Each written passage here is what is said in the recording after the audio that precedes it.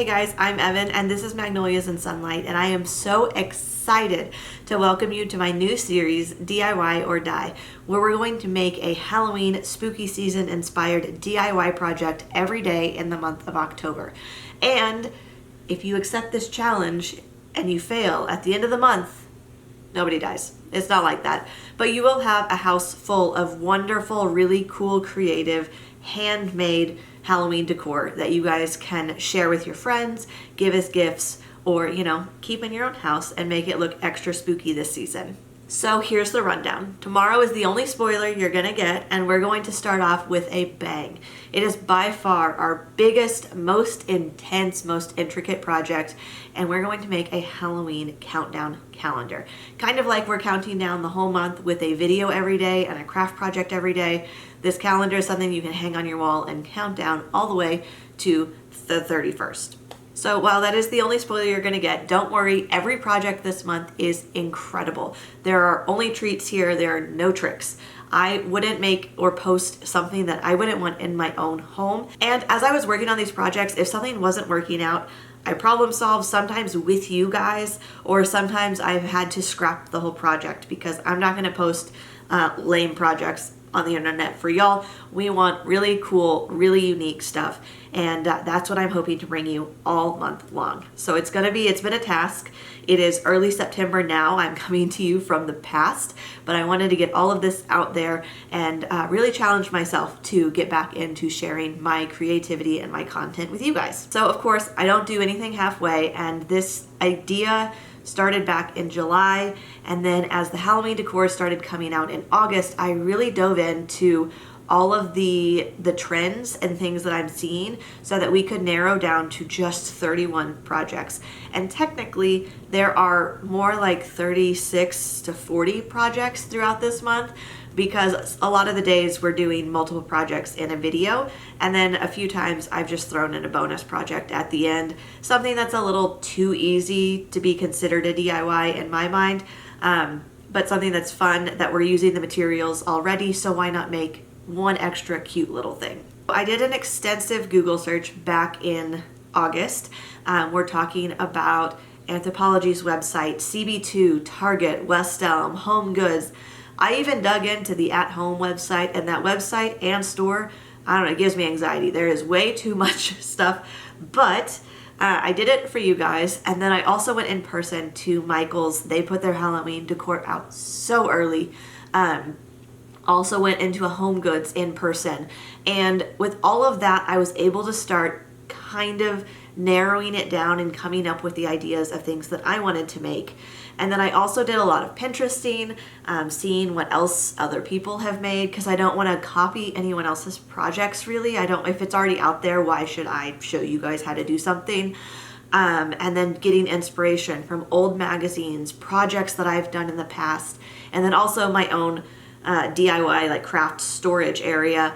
There's a lot of these projects that I think I mentioned it in a lot of the videos. Spoiler, I have made about half of them so far. They're all turning out really well. But I think I talk about this in some of the videos, and I'm using a lot of stuff that I already owned, whether these were projects that I had decided to make and then ran out of time, or something that I bought the supplies and just lost steam, or whatever it may be. So a lot of this is my own designs that I've had in notebooks and sketchbooks for literally years. Some of these things I sketched in a notebook that I pulled out from like 2017. Some of the supplies I looked back in my shopping cart and I bought them in 2020. So using all of those and sharing them with you guys, really using that as a drive to clean out not only my hoard of craft project supplies, but make the things that I've wanted to make for a long time. With all that said, I have narrowed down the themes to 4 main aesthetic themes that I think will fit, hopefully, all of your homes. I know we all have unique decor and unique design styles, and I want to embrace that. And so not every project in this video is something that I think will appeal to every single person, but I'm hoping that maybe one of these 4 categories will appeal to you, and then you can make everything that's in that category. And I have designed it that hopefully All of these pieces, if you put them together on a shelf, would look like a store collection. You could make each and every one of these. You can even do a little crossover between some of the themes, honestly. Put them all on a bookshelf in your own home and it would completely make sense. So that's the goal. Hopefully one of these 4 themes appeals to you, and I can't wait to see if you guys actually make any of these. I really hope you'll share them with me, but we'll get back to that. Let's dive into the themes. I'm obviously very excited about this. So I love a good title. I love a good cheesy title. So I have titled these. Apologies, I know it's a little silly, but it just made my heart happy and honestly helps keep my brain categorized into the theme so I could make sure that we have a good sprinkling of each project in each theme. So theme number 1 is spooky gardens. Taylor Swift is living in the secret gardens of her mind. We are posting up in the spooky garden for the entire month of October. We're talking florals, we're talking greenery, we're talking bugs. Moths and butterflies are huge right now, and they're like all over the decor scene. I saw so many moths and butterflies incorporated, not only into fall fashion, brooches, scarves, actual just like moth shirts or butterfly shirts. I bought a butterfly jacket that I'm actually kind of excited about, and butterflies are not my thing. So I have been influenced by this theme. It was, fish girl summer, sardine summer. It is butterfly autumn. And I know that's not an alliteration like sardine summer, but it's where we're at. We have butterfly autumn. So this is the theme that is very much for your plant people, using your house plants for holiday decor and mixing those in. We're kind of talking like the haunted greenhouse, the haunted rose garden, with maybe a mixture of that cool herbal green room from Practical Magic. So that is the spooky garden theme. Our second theme, I can't do a series without doing something mid-century. That is my decor style. That is my house. I love everything about mid-century. So keeping things true to myself, I had to include this theme.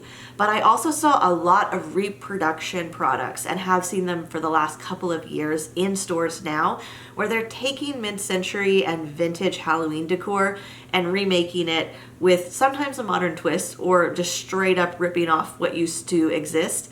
And even at thrift stores, the mid-century Halloween decor can be really pricey, especially if you're shopping online at like an Etsy or a Cherish.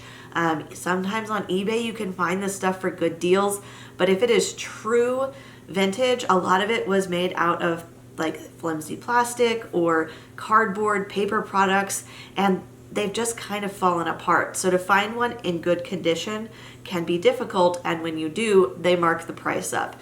So let's challenge ourselves to take these beautiful things from the past, remake them with things that we already own or other things that we can thrift, and get that really cool style without, spending the big money on real vintage Halloween decor. So I am calling this one the Mid-Century Monster Mash. I've seen the song listed a lot as like the most annoying Halloween song, and I do really truly get that, but it was written in 1962, so it is technically mid-century. It's an iconic Halloween song, whether it's good or not, and let's be real, not everything from every era can be perfect, but that's what it is, Mid-Century Monster Mash. So our third category is one where really and truly is probably the fewest number of projects, but it's a really great theme, and the projects I've made that fall into this category are so beautiful that I really wanted to share them with you. This is definitely a big trendy moment, especially for Halloween decor this season, and I have quite a few friends who I know are going to love this theme, so I'm excited to include it. We're talking about your tarot cards, the celestial and the fortune teller. I saw a lot of crystal balls on websites and people remaking them out of like brass stands and blown glass orbs. Some of these things can be really expensive and pricey, so let's make one ourselves. Let's do some thrifting. So get your crystals and your tarot cards and your star-loving selves ready, because this is the how terrible trend. And yes, I do love a terrible, again, pun, so that's my gift to you. If you don't love them, I apologize, but they're probably going to come at you all month long, and I am checking through my notes to make sure I'm hitting all the topics, so if you see me looking down or scrolling That's what I'm doing. I don't have all this up here. There's too many craft projects to memorize this script as well. And at last but not least, we have our fourth trend, and there is a lot of crossover between this trend and the spooky garden, but I do think enough so that they're actually distinct, but you can definitely incorporate both of them and it would look beautiful. So this is the creepy cottage core vibe. Cottage core was a huge trend in spring. It stuck around in summer. To be honest, I feel like it's been a trend for the last couple of years. So we're just gonna drag it with us into autumn, take those summer and spring things that we loved so much, flip them on their head a little bit and turn them into Halloween decor. Add a little spooky vibe to them and get the same look, but for this season. So if you're a pastel girly, a quilt loving girly, if you are buying all of the old needle points and cross stitches, maybe you're into needlepoint and cross stitching, which is awesome. This is the vibe for you. If you're wearing crochet shawls and floral raincoats this season, then this is where you're going to want to be. This is going to be your vibe. And like I said, there's a lot of crossover with the spooky garden, but I think picking and choosing the cool projects that you love from each category will blend into a really wonderful, unique aesthetic for yourself. Okay guys, so here's our little disclaimer. In 31 days of projects, not a single one of these are gruesome, not a single one of them are going to be gory. That is just not my jam. I'm the kind of person where scary movie commercials give me nightmares. Like, this has actually truly happened in my life. I just don't love horror and I don't love gory things. I like fun and spooky, but you're never ever gonna catch me in a haunted house. It won't happen. It doesn't appeal to me at all. But if that is your aesthetic, I totally get it. That is like quintessential Halloween. My neighbors have that aesthetic. Their Halloween decor scares the crap out of me every time I drive home at night, but it's there every single year, and I get it. But for all of our projects, this is the kind of thing that you can have your sweet little grandma over and she'll talk about how cute it is. These are the things where your teeny tiny nephews can come over and you're not going to scare them so bad that they go home and have nightmares and can't sleep and you start major family drama. No, we're staying in the aesthetic. We're staying in the pretty, the cute, the fun, the creative. But that's where we're gonna live all month long, is in that fun, pretty aesthetic, sans any kind of fake blood and scary Ouija board things. Those can stay at the Goodwill or the thrift store, wherever you're getting your supplies, but they're not coming home with me. So let's take a look at my calendar. This thing has been ruling my life since July. I'm gonna give you a few more details though. I'm gonna be posting step-by-step tutorials here on YouTube. The long form videos will be here. I'll also be posting some cute reels, some stories, and hopefully if I can condense these projects down enough, some how-to tutorials like the shorter versions on Instagram and TikTok. Things will be on Threads and Pinterest, and you can follow along everywhere. I'll post all of my links to all of my socials down below. Additionally, there will be a supplies list for every video so that you're not in the dark, and links to all of the things that we're using. However, big caveat there. Because I'm a major thrifter, I made a lot of these projects specifically so that they could be things that were upcycling. So I'm going to challenge all of you, whether you're a thrifty person or not, to check out your thrift store and try and find some things that you can turn into Halloween decor. And a lot of this isn't technically Halloween decor. Yes, we have the craft pumpkins that you can pick up for 99 cents. Look for these at the thrift store or in your own Halloween decor. A lot of the times we have a bunch of these that we made or bought years ago, and maybe they don't fit our style anymore.